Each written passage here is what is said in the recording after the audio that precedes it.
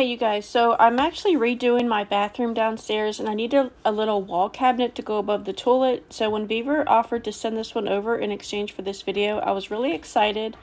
Putting it together wasn't bad at all. It actually came with everything that we needed, so we didn't have to dig through any junk drawers looking for tools.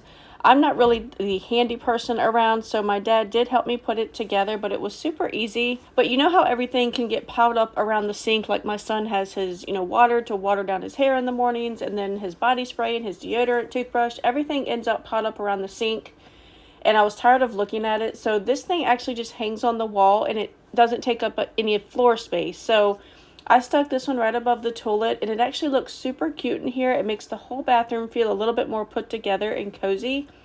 What I really like is that the inside is split up in a way that really makes sense, because there's room for like taller bottles, and then you can put the short stuff in there. You can put random things.